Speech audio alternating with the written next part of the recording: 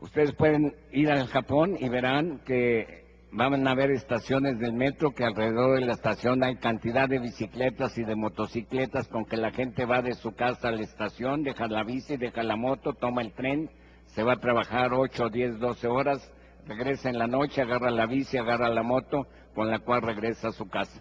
Si está lloviendo, la delegación de Benito Juárez, la de Coyoacán, la de Milpalta, ponen alrededor de la estación cantidad de paraguas que la gente agarra, se va a su casa y al día siguiente regresa ese paraguas a la estación, tal y como se ve en la estación en Nezahualcóyotl, aquí en la Ciudad de México.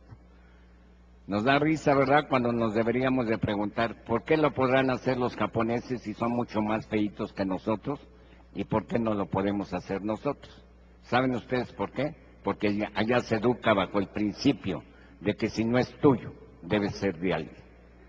Y las cosas cambian. Y ustedes no saben que las empresas, las instituciones en México, tenemos que gastar en poner policías y policías sobre policías, en videocámaras, en cajas fuertes, en alarmas, simplemente porque no se educó bajo el principio de que si no es tuyo, debe ser de alguien. También tenemos el gran poder de transformar a nuestra gente. Miren, el que cumple con sus obligaciones y da más de lo que debe, convierte su mundo en un paraíso. El que solo pide y solo exige, convierte su mundo en un infierno. Por favor, siempre estén en condiciones de dar un poquito a esta nación, a su México. Estén orgullosos de vivir en un país envidiado y codiciado por muchas otras naciones, que tenemos el México del desierto, el México del altiplano, el México de las costas, con una gastronomía llena de sabores, llena de colores. Cuidemos a México, amemos a este país, pero para ello se necesita que todos los mexicanos tengan la meta de querer ser extraordinarios y no vivir en una forma ordinaria. La diferencia entre ser un ordinario o trabajar en forma ordinaria las 8 horas nada más, a ser extraordinario solamente está en el extra. Estemos siempre, todos los días, dispuestos a dar ese extra y verán que México tiene todas las potencialidades para ser una gran potencia mundial. Nada más falta que nosotros estemos dispuestos a dar ese extra. También yo quisiera decirles por qué las empresas japonesas llegan a ser tan grandes. No crean que todas las empresas japonesas hayan sido fundadas por herederos de grandes fortunas o gente que se haya sacado la Lotería Nacional. No, son gente común y corriente que se reúne todas las tardes a soñar, a pensar en cómo construir su escuela, y a esa etapa nosotros la llamamos etapa del enamoramiento. Cuando se firma el acta constitutiva es el acta de matrimonio, y cuando en un tallercito se ponen los implementos, la maquinaria, es el embarazo. Cuando viene la autoridad a cortar el listón y echar agua bendita, es el nacimiento del bebito empresa. Y los 3 primeros años hay que trabajar las 24 horas al día para que ese bebito crezca lo más sano posible. Después del 4.º año es cuando entra al kinder, donde empieza en las empresas japonesas mucha educación, mucha capacitación, muchos cursos, muchos viajes, nuevas instalaciones, nueva tecnología. Hasta los 20 años los empresarios japoneses no le sacan un solo peso a la empresa. Todo es inversión tras inversión. Me van a preguntar, bueno, ¿y mientras de qué viven los dueños? Los fundadores, vivimos de una regla moral de 1 a 7. Si yo no puedo pagar más que 1,000 pesos al de menor jerarquía, la empresa nada más me puede pagar a mí 7,000. Si yo le pago 5,000 al de menor jerarquía, la empresa me va a pagar a mí 35,000. Porque los pescados se pudren por la cabeza, nunca por la cola, señores. Entonces, siempre hay y también hacemos pipí y popó en los mismos baños. En Japón todos los dueños de las empresas hacen pipí y popó en los mismos baños.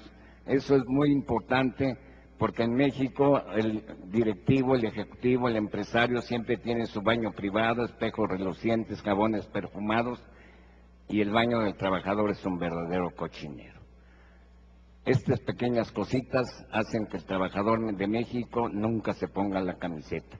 También hay directivos, ejecutivos y empresarios que se atreven a poner reglamentos que se va a sancionar al trabajador que llegue 10 minutos tarde, y el patrón llega en 1 hora, 2 horas después en carro último modelo, y al pobre trabajador, y vive a 8 cuadras de distancia. El pobre trabajador que se tiene que levantar muy temprano, tomar la combi, caminar 8 cuadras, tener que venir soportando el olor del peluche del sobaco del vecino por más de 40 minutos, y que por un accidente de tránsito llega 1 minuto tarde, sancionado, lo regresan a su casa.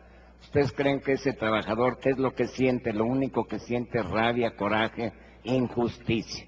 El buen directivo, el buen ejecutivo, el buen empresario debe ser siempre el primero en llegar, el último en irse. El ejemplo arrasa, el ejemplo es lo que causa disciplina, el ejemplo es lo que causa admiración.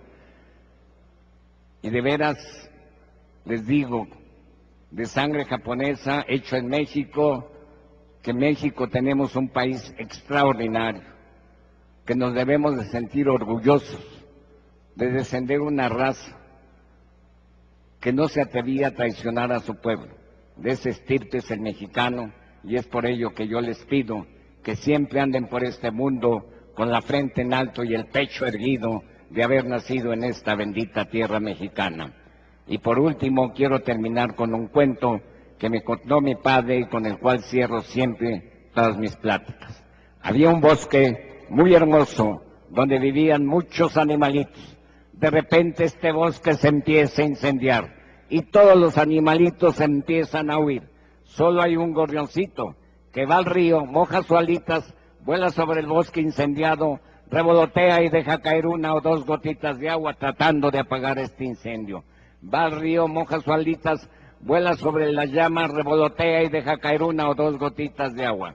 Pasa el elefante y le dice: gorrioncito, no seas tonto, huye, huye, huye como todos nosotros, ¿no ves que te vas a achicharrar? Y el gorrioncito se voltea y le dice: no, este bosque me ha dado todo, este bosque me ha dado familia, este bosque me ha dado alimento, este bosque me ha dado hogar, este bosque me ha dado amigos, pero sobre todo este bosque me ha dado felicidad. Y no va a importar que yo me muera, pero por simple lealtad voy a tratar de salvar a mi bosque. Y así va al río, moja sus alitas, vuela sobre el bosque incendiado, revolotea y deja caer 1 o 2 gotitas de agua. Ante esta actitud, Dios se compadece y deja caer un fuerte tormentón, y felizmente el incendio se apaga, y al poco rato este bosque vuelve a reverdecer y a florecer, y todos vuelven a ser felices, y tal vez más felices que antes eran. Querido auditorio, a este bosque yo lo comparo con mi México. Tal vez estemos en un gran incendio político, económico y social, pero yo les pido a todos y a cada uno de ustedes que por favor, sean como ese gorrioncito, y que todos los días dejen caer 1 o 2 gotitas de sudor, de trabajo y de estudio. Y si así lo hacen, México se los agradecerá, y Dios los bendecirá. Muchas gracias.